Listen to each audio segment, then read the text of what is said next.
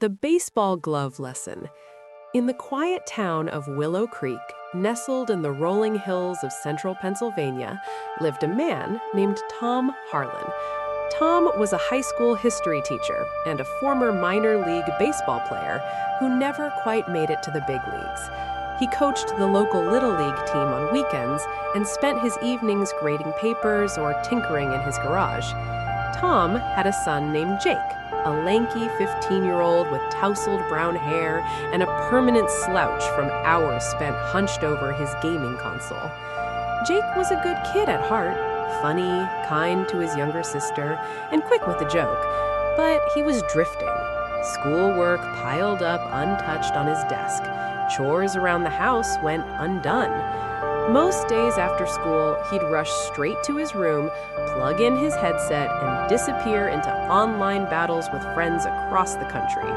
He'd play late into the night, claiming just one more game, only to drag himself out of bed the next morning, grumpy and late for the bus. Tom watched it all with growing worry. He remembered his own teenage years, practicing pitches until his arm ached, mowing lawns to save for new cleats, dreaming big. He didn't want Jake to wake up one day regretting the years he'd let slip away. One crisp Saturday morning in early fall, with the leaves just starting to turn gold, Tom decided it was time to try something different. Lectures hadn't worked. Grounding him from the console only led to sulking. Rewards and punishments felt like temporary fixes. Tom needed Jake to understand something deeper. He called Jake downstairs from his room. The boy appeared in sweatpants and an oversized hoodie, rubbing sleep from his eyes even though it was nearly noon. "Hey, bud," Tom said gently, sitting at the kitchen table with a mug of coffee. "I need your help with something." Jake raised an eyebrow. "Help? Like chores?" "Not exactly." Tom stood and walked to the hallway closet, pulling down a dusty box from the top shelf. Inside was an old baseball glove, brown leather, worn soft from years of use, with Tom's faded initials stitched into the webbing. It was the glove he'd used through high school and his brief minor league stint. "Take this down to Riley's Sporting Goods in town. Ask around. Ask Mr. Riley and any customers you see how much they think this glove is worth." Jake stared at the glove like it was an alien artifact. "Seriously? Why?" "Just humor your old man, okay? I'm thinking of selling it, but I want a fair idea of its value."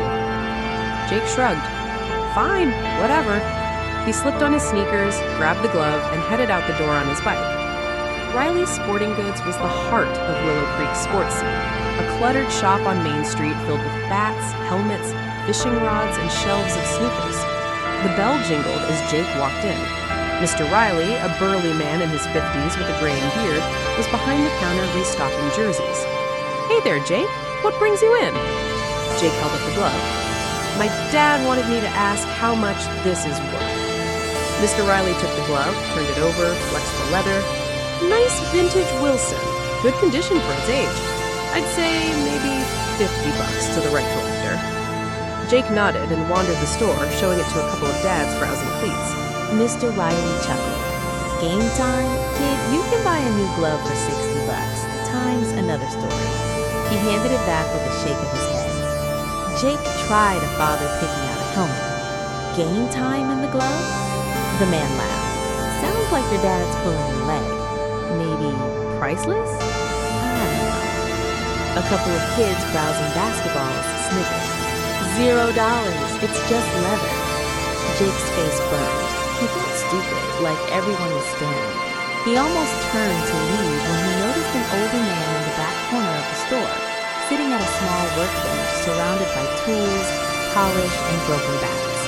The man wore a faded Phillies cap and wire-rimmed glasses. A hand-lettered sign above him read, "Repairs and Restoration. Ask for Coach Daniels." Jake had heard of Coach Daniels.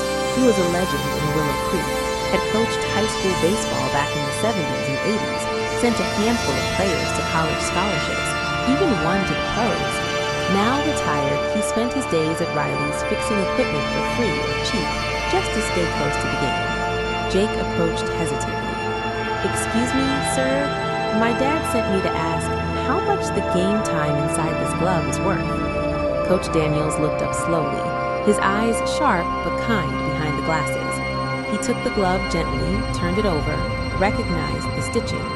This Tom Harlan's old glove? Jake nodded, surprised. Coach smiled faintly. Thought so.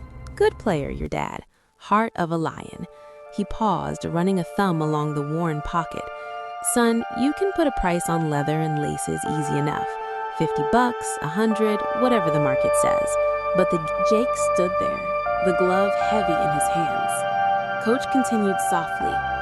I've seen talented kids waste it all on screens and shortcuts, thinking there'll always be more time. Then one day they're 30, 40, 50, looking back and wishing they'd swung the bat more, run the bases harder, cherished the game while they could. Don't let that be you, son. That glove isn't just leather. It's a reminder. Use your time while you've got it. Jake swallowed hard. Something clicked inside him, like a puzzle piece sliding into place. Thank you, sir, he managed. He biked home faster than he'd ever ridden, leaves swirling behind him. Bursting into the kitchen, he found Tom washing dishes. Dad, Coach Daniels, he got it. He understood what you meant. He recounted every word, his voice eager, eyes bright. Tom dried his hands and placed one on Jake's shoulder, pride shining in his eyes. I figured he would. From that day forward, Jake changed. He still played video games sometimes, with friends, in moderation, but he set timers. He started his homework right after school. He asked Tom to play catch in the backyard most evenings, the old glove snapping with each throw. He signed up for winter workouts at the local batting cages. By spring, he made the varsity team as a sophomore, an outfielder with a strong arm and a hunger to improve. Years later, when Jake was in college on a partial baseball scholarship, he came home for Thanksgiving. He found the old glove on the mantle, polished and displayed. Tom grinned. Still priceless, he said. Jake nodded. Yeah, Dad, especially the game time we keep adding to it. And somewhere in Willow Creek, Coach Daniels still sat at his workbench, fixing gloves and passing on the same quiet wisdom to any kid willing to listen. Time is the one thing you can't buy back, so spend it on what matters.